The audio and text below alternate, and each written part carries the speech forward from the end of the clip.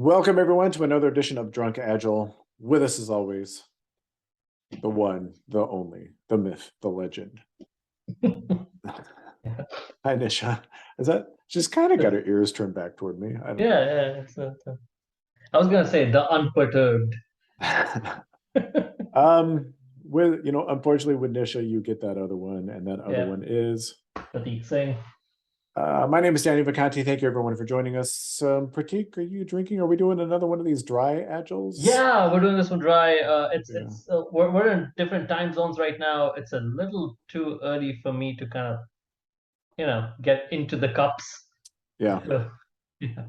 Yep. And I don't have a good enough stock where I am right now to actually make it worth. So forgive us. No whiskey this week, but We'll with drink any two next luck, time. We'll drink two yeah. next time. Okay. But we the thing is, because we publish these out of order, you don't know what next time is. Yeah. Um, all right, so I guess I'll introduce today's topic. This might be a short and sweet episode. I don't know. We'll see. But we had yet another. Well, actually, I shouldn't say one because we've had these questions several times from several of our listeners. So as always, thank you for listening and thank you for sending your questions. We love getting inspiration from all of you, and please keep sending those in. Uh, we're going to talk tonight. The topic we're going to talk tonight is specifically with regard to Kanban, but I think you can easily extract everything that we're going to say to really any agile implementation. And the question more or less is this: yeah, how do we feel about any recipe or prescriptive or whatever you want to call it approach to implementing Kanban, specifically things around of frameworks or techniques or maturity models, I think, which we'll get into a little bit. We're not going to talk about any of those specifically. If you're interested in those, Google them, because we don't necessarily want to give any publicity where it's not warranted, which you can kind of imagine where this conversation is going to go. But so, Prateek, start us off. What about prescriptive approaches to implementing Kanban? What do you think? Yeah, there's when you and I talked about this last time, one of the things that at least came to me was you want to be agile about implementing agile.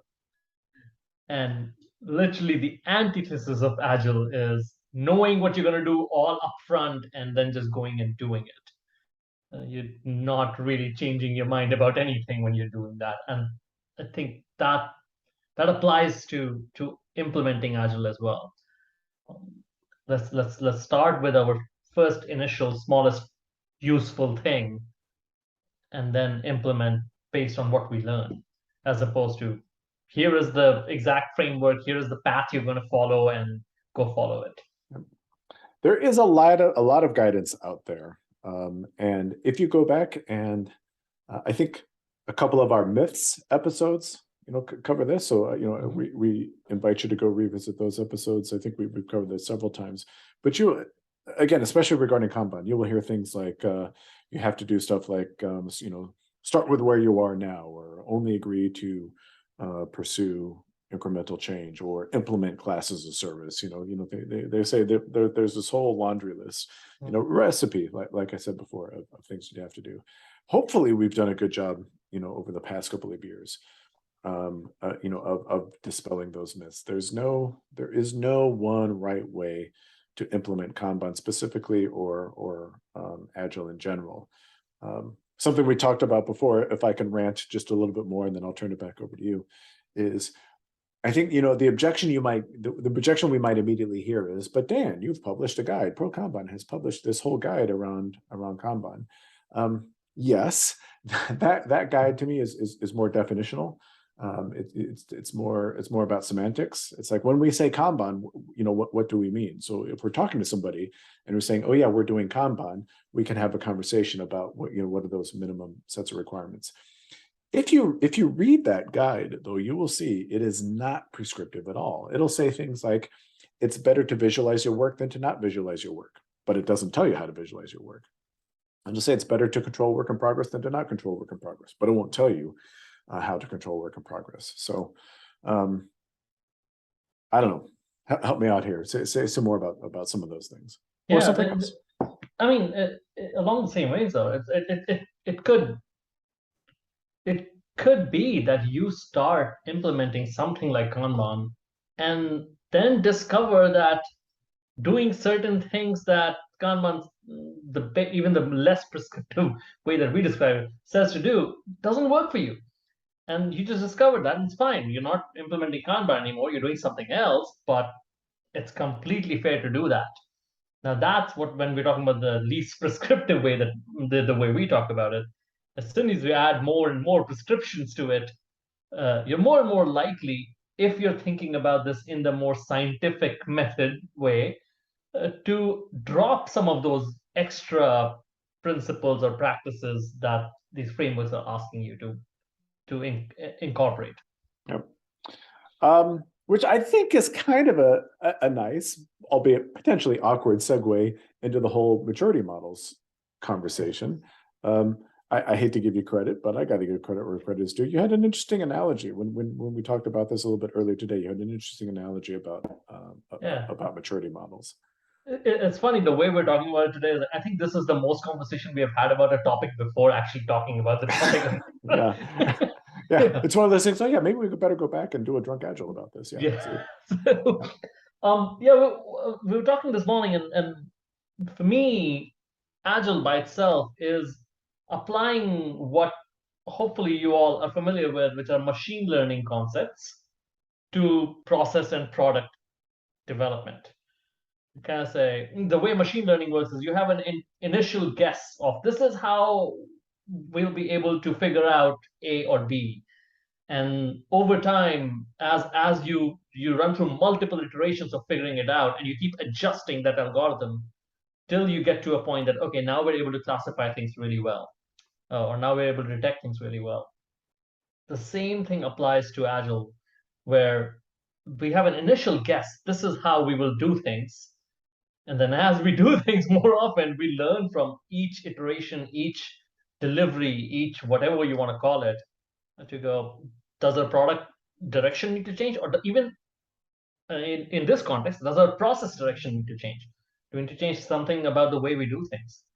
And the shorter that time period is, and the better you're at incorporating that feedback, the more successful you're likely to be. I don't remember quite how you said it, but you said it a little bit stronger earlier when you're talking about how a maturity model is someone else's. Oh yeah, it's someone else's. Yes, a maturity model is someone else's algorithm that you are taking for granted that, oh yeah, this thing works and it'll work in my context. It's not necessarily true. I mean, if that was the case, then everyone will have the equal success rate everywhere. You have to your machine learning algorithm could take you in a completely different direction from that maturity model. Yeah, when people ask me about maturity models, after I stop barfing, there are two things that I like. I shouldn't say I like to say, but I normally say.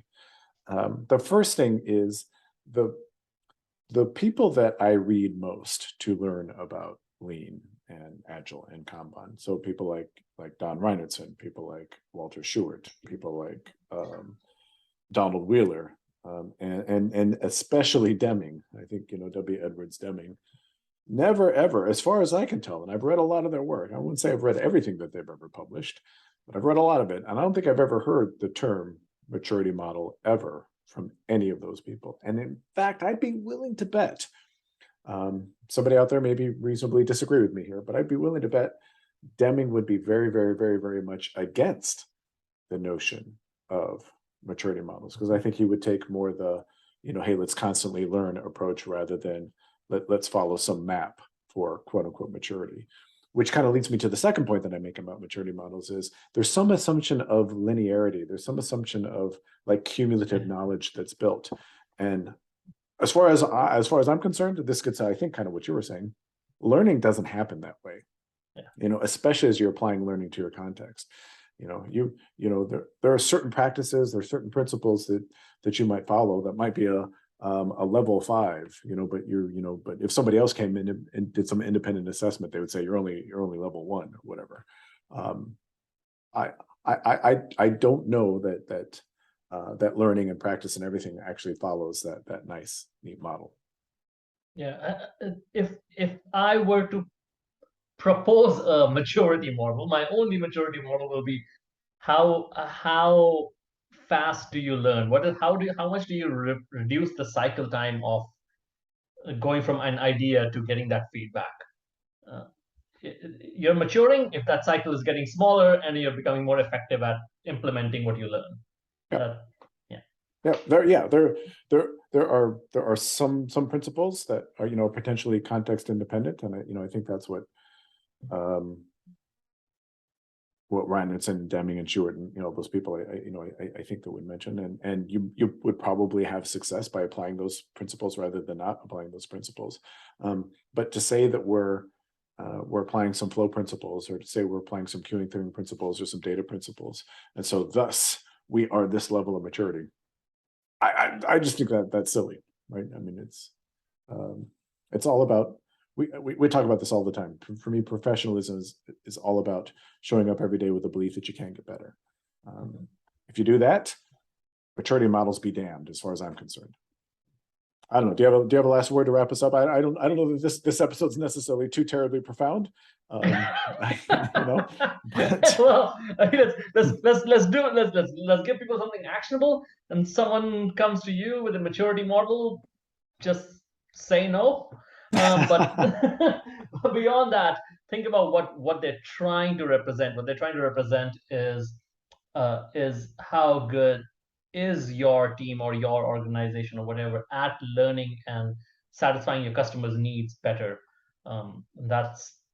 That to me is truly the only measure of, are you maturing? Are you getting better at satisfying your customers' needs by continuously learning how to do that?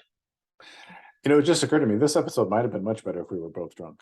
It probably would have been longer and better. Yes. Yeah, we might have had a lot more to say. We probably would just, because we've already repeated ourselves enough here, but we probably would just end up repeating ourselves even more. But maybe it would have been.